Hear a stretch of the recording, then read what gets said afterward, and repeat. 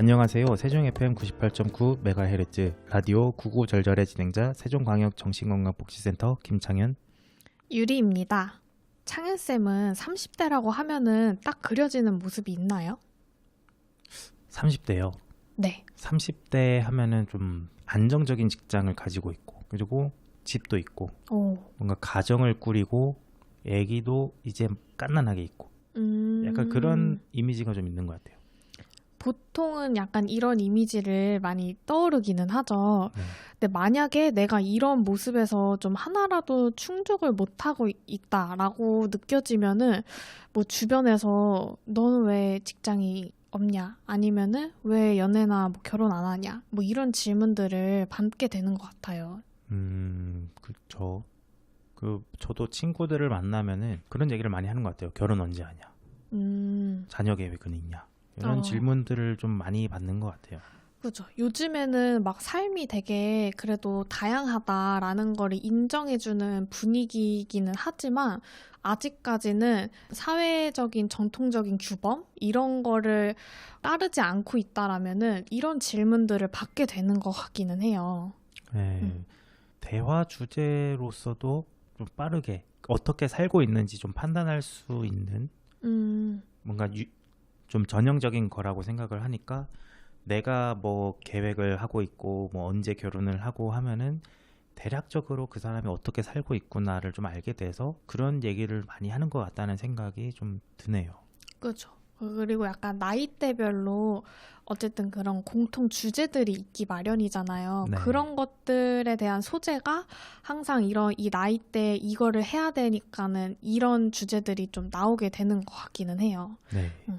그래서 오늘 이 2부에서는 무라타 시야카의 편의점 인간이라는 책을 통해서 좀 우리 사회 규범 그리고 이 정상이라는 규범 이런 거에 대한 기준을 좀 이야기해 보려고 해요. 그래서 대략적인 책 줄거리를 좀 정리를 해보면 주인공은 이제 도쿄의 편의점에서 18년째 아르바이트로 생계를 이어가고 있는 36세 여성으로 이 30 중반이라는 늦은 나이까지 정규직도 가지지 않고 연애나 결혼 이런 것들을 하지 않고 좀 약간 이런 사회가 정한 기준에서 어긋난 삶을 살고 있는 걸로 그려지게 돼요.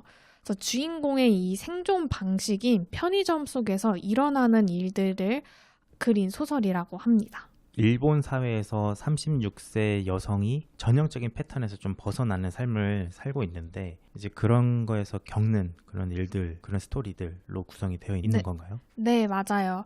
그래서 아직까지 아까 말씀드렸던 것처럼 사회적인 규범에 따라서 뭔가 이렇게 학교를 졸업하고 취업하고 어느 정도 나이가 차면 이렇게 결혼을 해서 가정을 꾸리고 이런 뭔가 인생 매뉴얼이 조금 있는 것처럼 느껴지잖아요. 근데 이 인생 매뉴얼에서 조금이라도 벗어나면은 뭔가 사람들이 불안감을 느낀다든지 아니면 주변 시선이 뭔가 따갑다든지 그런 거를 느끼게 되는 것 같아요. 그렇죠. 저도 몇 살까지는 뭐 결혼을 해야겠다, 몇 살까지는 뭐 좀 안정적인 뭔가를 이뤄야겠다 이런 생각들을 저도 모르게 할 때가 있더라고요. 그리고 제 주변에서도 사람들이 나 지금 몇 살인데 결혼해야 되는데 아니면 뭐 해야 되는데 그런 식으로 생각도 많이 하고 뭔가 그런 어떤 사회적인 기준이 아직 많이 지배적인 것 같아요. 네. 그래서 이 주인공이 그래서 이 정상에 소속되기 위해서 어떤 노력을 하고 그 과정 속에서 어떤 일들이 일어나는지에 대해서 한번 이야기를 풀어가 보도록 하겠습니다. 네. 그래서 이 주인공의 캐릭터에 대해서 먼저 설명을 해보면 주인공은 약간 이 사회적인 기준에서 벗어난 인물로 그려져요. 어린 시절부터 약간 공감 능력이 낮고 남들과 다르게 생각하는 그런 상황들이 있었는데요. 뭐 죽은 새를 보고서 구워 먹자. 약간 보통 이제 어렸을 때 아이들이면은 그런 뭔가 생명이 죽어 있으면은 뭔가 안타까워하고 뭔가 슬퍼하고 그런 것들이 뭔가 아이들이 갖는 감정인데 이 주인공 같은 경우에는 그냥 이거 그냥 죽었으니까 먹자 약간 이렇게 이제 생각을 하고 막 친구들이 싸우고 있으면은 뭔가 둘을 떼어놓으려고 한다든지 아니면은 내가 할 수 없으면은 뭐 선생님을 부른다든지 그런 것들이 보통 우리가 생각하는 그런 정상의 기준인데 이 주인공 같은 경우에는 친구의 싸움을 말리겠다고 삽으로 친구를 때리게 돼요. 더 큰 힘으로 찍어 누르는 거네요. 네네. 그래서 뭔가 이런 사회적인 맥락을 잘 이해하지 못하는 것처럼 이제 그려져가지고 이 주인공의 엄마랑 여동생은 주인공을 좀 치료를 해야 되는 대상이고 얘가 지금 정상적이지 못한 생각이랑 행동을 하고 있어서 이 치료를 통해 정상의 범주로 이제 들어오도록 우리가 해야 된다. 이렇게 이제 생각을 하는 장면들이 그려지게 됩니다. 그럼 친구들과의 관계에서도 뭔가 어려움을 좀 겪었고, 네. 그리고 그거를 부모님이랑 그 여동생은 사회에 잘 적응시키려고 이렇게 했었던 거네요. 네. 이런 성격들이 이제 좀 사회적인 맥락이나 아니면 흐름을 잘 이해하지 못하는 성격, 이런 걸로 생각이 드네요. 네. 그럼에도 이 가족들이 주인공을 이제 걱정을 하고 또 주인공 스스로도 내가 좀 정상이 아니다라는 거를 느껴가지고 어떻게 하면 내가 정상으로 보일 수 있을지에 대해서 되게 고민을 많이 하게 되는데요. 그래서 주인공은 대학교 1학년 때 우연히 이제 편의점 알바를 시작하게 돼요. 그래서 편의점에서는 이 매뉴얼대로 내가 이제 지시받은 대로 일을 하면 되니까는 그런 거를 일을 하면서 스스로 내가 좀 편의점 점원으로서 일을 하는 거에 대해서 굉장히 안정감을 느끼고 내가 그래도 이 사회에 조금 소속되어 있다라는 거를 느끼게 되는 장면이 또 나오게 돼요. 그럼 어떤 점에서 편의점에서 일을 하는 게 그런 안정감을 느끼게 되는 요인인가요? 그래서 주인공이 어린 시절부터 약간 남들과 좀 잘 못 어울렸다고 했잖아요. 근데 이 편의점에서는 어쨌든 사회 구성원으로서 내가 이 편의점 점원에 소속되어 있다라는 이 소속감을 느꼈던 것 같기도 하고요. 또 내가 그냥 맡겨진 일을 내가 뭔가 자율적으로 하는 게 아니고 그 사회에서 정해진 매뉴얼, 그 편의점 내에서 정해진 규율에 따라서 내가 행동만 하면은 정상인 것처럼 남들이 보기 때문에 그런 거에서 좀 안정감, 만족감 이런 것들을 좀 느꼈던 것 같아요. 그럼 주인공에게는 그 편의점이 자기가 좀 편안하게 쉴 수 있는 아니면 마음이 좀 편안한 그런 대피소 같은 공간처럼 느껴지기도 하겠네요. 네. 그래서 주인공에게는 이 세상의 시선으로부터 벗어날 수 있는 공간처럼 느껴졌던 것 같아요. 창현쌤은 혹시 좀 내가 편안하게 느끼는 공간 이런 게 있으세요? 저는 아무래도 집인 것 같아요. 집에 있으면은 이제 그냥 편하게 있을 수 있고 또 제가 물건들이 어디 있는지 알고 그리고 제가 다 뭔가 그 통제하고 있다라는 느낌이 들어서 그런지 몰라도 집이 저한테는 가장 편안한 공간인 것 같아요. 저도 집이 내 통제하에 있는 공간이기도 하고 그리고 타인의 시선을 받지 않는 공간이기도 하고 그래서 많은 분들도 비슷하게 생각하실 것 같은데 집이 이제 가장 내 마음이 편한 공간인 것 같기는 해요.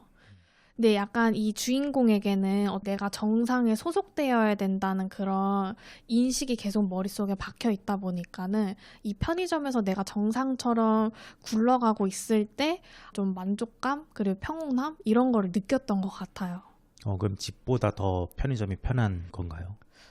그렇게 이제 묘사되지는 않았는데 제가 생각했을 때는 이 편의점에서의 그 안정감이 되게 크다라는 그런 장면들이 많이 나오게 돼서 주인공에게는 편의점이 그런 공간이지 않을까라고 좀 해석을 해보았습니다.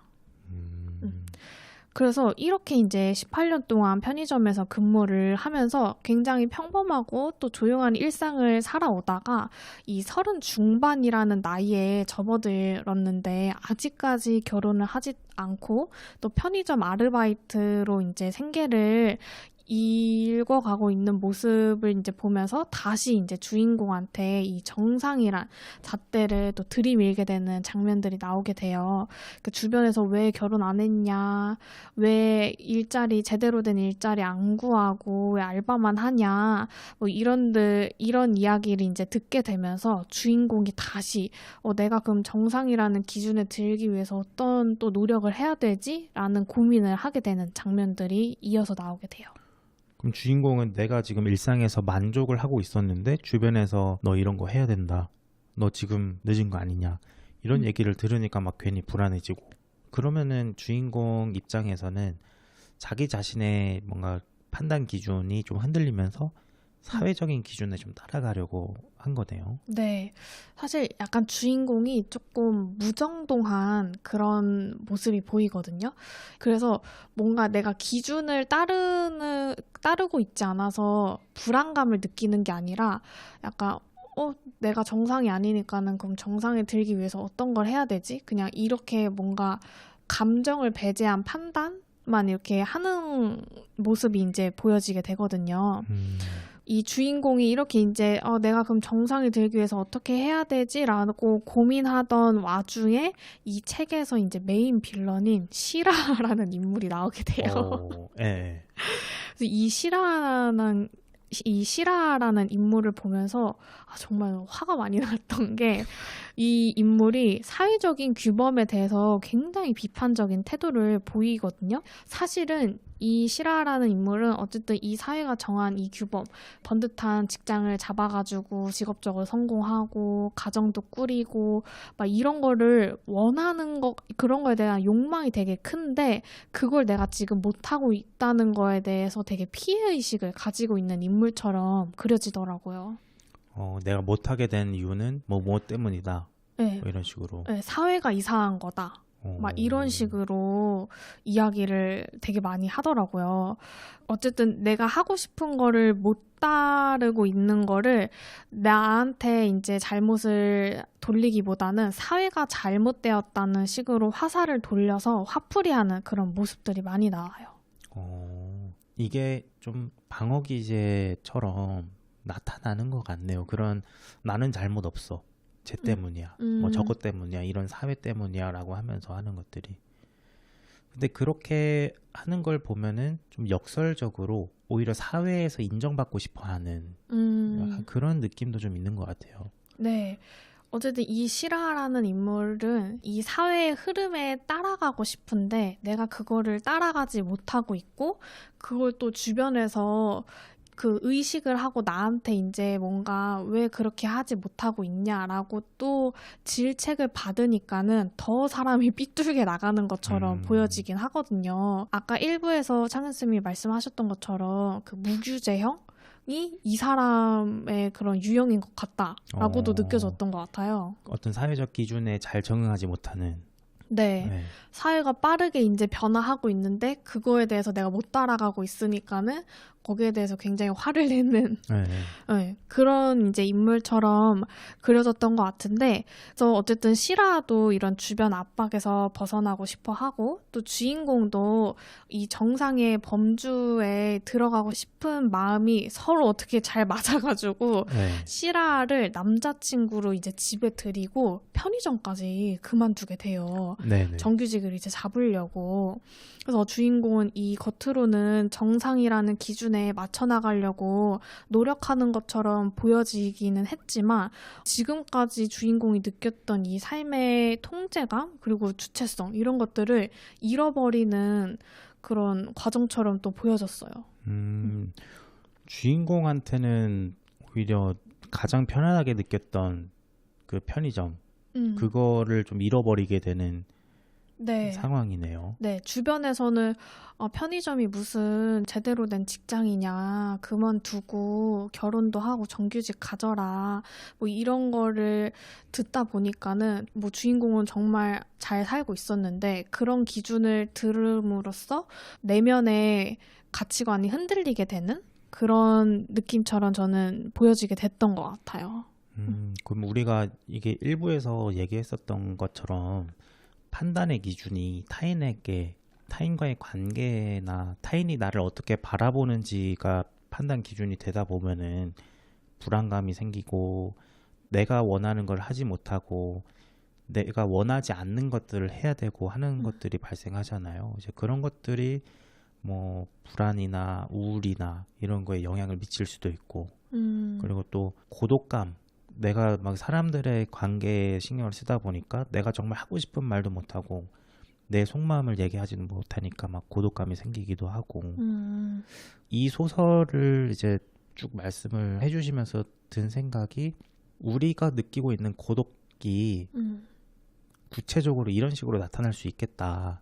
이런 식으로 우리가 뭔가 타인의 기준에 맞추려고 하다 보니까 또 하고 싶은 말도 못하고 하고 싶은 것도 못하고 오히려 좀 내가 내 자신을 잘 더 모르게 되고 많은 그런 것들이 되게 구체적인 사례인 것 같아요. 이 소설이.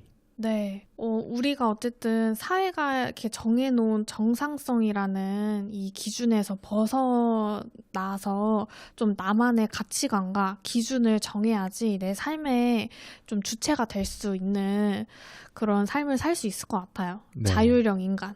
오. 네네. 네. 그렇다면은 이 자율형 인간이 되기 위해서는 좀 어떤 방법들이 있는지 저도 한번 알아가지고 와봤는데요. 네. 그거에 대해서 한 4가지를 소개해드리도록 할게요. 그래서 먼저 첫 번째는 감정 이정표를 세우는 거예요. 우리가 이제 흔히 내가 정말 원해서 하는 일과 그리고 또 남들이랑 뒤처지지 않기 위해 아니면은 남들이랑 좀 맞춰 나가기 위해서 억지로 하는 일들이 또 있잖아요. 그런 거에 대한 분리를 하는 것이 일단 중요할 것 같아요. 그래서 내가 해야 되는 영역, 남들이 이거 하고 있고 내가 지금 이 나이 때 해야 되니까는 이걸 해야 돼 라는 영역이랑, 그래도 남들의 기준에서 벗어나서 내가 진짜 하고 싶은 거, 내 가치관에 따라서 하고 싶은 영역을 나눠가지고 해보면 좋을 것 같아요. 아예 남들의 그런 시선을 다 배제할 수는 없잖아요. 그쵸. 이 사회를 살면서. 그래서 이 영역을 분리해서 생각을 해보면은 그래도 내가 하고 싶은 거를 내가 이렇게 지금 해나가고 있구나 라고 하면서 좀 내 삶의 통제감을 조금 얻을 수 있을 것 같아요. 하고 싶은 것과 해야 되는 것을 분리해서 네. 해야 되는 건 하고 네. 하고 싶은 것도 챙기면서 하고. 네. 그냥 이런 거에 대한 분리 없이 그냥 내가 지금 해야 되는 일들을 쫙 해서 하다 보면은 내가 지금 정말 이 사회에 따라가기 위해서 하고 있는 건지 아니면은 내가 진짜 하고 싶은 거를 하고 있는 건지를 혼동하게 될 수가 있잖아요. 네. 그래서 그런 거를 분리해서 실천을 하다 보면은 이 사회적인 흐름을 따라가면서도 그래도 내가 지금 실천하고 싶은 일들을 해나가고 있구나 라고 하면서 좀 효능감을 더 느낄 수 있을 것 같아요. 오, 괜찮네요. 네. 네. 두 번째는 내적 통제감을 키우는 건데요. 삶의 주도권을 나로 가져오기 위해서는 질문을 내가 이런 거를 했을 때 남들이 어떻게 보일까? 아니면 이렇게 하면은 남들이 나를 좋게 볼까? 라고 질문을 하는 게 아니고 내가 이걸 했을 때 나한테 어떤 게 좋은 거지? 라고 하면서 평가의 주체를 나로 세우는 거죠. 남들의 시선에서 행동을 평가하는 게 아니고 내 시선에서 나의 행동을 평가하는 그런 시야를 갖는 게 중요할 것 같아요. 그럼 가치 판단의 기준을 내가 가져가서 다른 네. 사람들이 어떻게 판단하든지 나는 이게 맞다고 생각한다 네. 라고 하면서 내 삶에 있어서 주도권이나 아니면 네. 통제감이나 그런 것들을 가져오는 거네요. 맞아요. 그렇게 하는 것이 이제 내적 통제감을 기를 수 있는 방법일 것 같고요. 네, 그리고 세 번째로는 나만의 매뉴얼을 만들기인데요. 네. 아까 이제 첫 번째, 두 번째 방법을 통해서 나만의 가치관, 남들의 기준에서 휘둘리지 않고 나만의 가치관과 기준을 세우는 연습을 하셨다면은 이 세 번째에서는 그 나만의 가치관을 바탕으로 목표를 세우는 거를 하면은 좋을 것 같아요. 보통 우리가 생각했을 때 뭐 20대에는 대학교 나와가지고 졸업하면은 바로 이제 취직하고 30대에는 안정적인 직장 쭉 잡아가지고 가정을 이뤄야 되고 그다음 그 이후에는 쭉 그냥 내가 내 커리어를 그냥 착착착착 쌓는 거를 많이들 보통의 매뉴얼로 생각을 하잖아요. 근데 만약에 내 가치관에 따라서 지금 30대지만 40대지만 뭔가 새로운 거를 도전하고 싶다라고 하면은 기존에 우리가 사회에 정해놓은 매뉴얼을 따르는 게 아니고 나의 가치관대로 그 매뉴얼을 다시 내 목표를 다시 세워서 실천하는 게 중요하다라고 말씀을 드릴 수 있을 것 같아요. 아, 그러면은 우리가 전형적이라고 표현하는 그런 삶의 매뉴얼보다 네, 그냥 내가 세운 가치나 내가 세운 목표, 네, 내 기준 안에서의 매뉴얼을 만드는 거네요. 그죠. 어, 그래서 그렇게 실천하다 보면은 내 가치관에 따른 목표를 실천하다 보면은 남들이나 타인의 기준에 휘둘리지 않고 나의 삶의 주체를 가지고 올 수 있는 방법이라고 생각이 듭니다. 좋네요. 네. 그리고 마지막으로는 이 건강한 고립에 대해서 또 말씀을 드리고 싶어요. 네, 아까는 우리가 어쨌든 이렇게 사람들이 많지만 그 속에서 고립감을 느끼고 외로움을 느끼는 게 현대인들의 약간 비애다. 뭐 이런 식으로도 얘기를 했는데 결국에는 그래도 이 사람은 어쨌든 건강한 이 고립도 되게 중요하다라고 저는 생각이 들더라고요. 네, 제가 일부에서 말했던 것처럼 주변에서 잔소리도 너무 많고 그리고 SNS나 뭐 이런 뭐 유튜브 이런 걸 통해서 정보가 너무 쏟아지다 보니까는 뭔가 이 정상적인 삶의 표본을 좀 끊임없이 우리가 계속 되뇌이게 되는 것 같아요. 근데 네네. 그런 거에서 어쨌든 벗어나야지 나의 가치관이나 나만의 기준을 찾을 수 있기 때문에 가끔은 이제 좀 핸드폰, SNS도 좀 시간을 줄여보고 나한테 좀 온전히 집중할 수 있는 건강한 고립의 시간들을 가지는 게 굉장히 중요할 것 같아요. 그러면 앞서 했던 것들을 하기 위한 그런 고립의 시간이네요. 그죠? 첫 번째, 두 번째, 세 번째 것들을 하기 위해서는 사실 어느 정도 좀 분리되는 것도 필요하니까 네, 이제 그런 시간을 확보하기 위한 고립, 좀 네, 건강한 고립. 네. 온전히 나한테 쏟을 수 있는 시간을 만드는 게 중요할 것 같아요.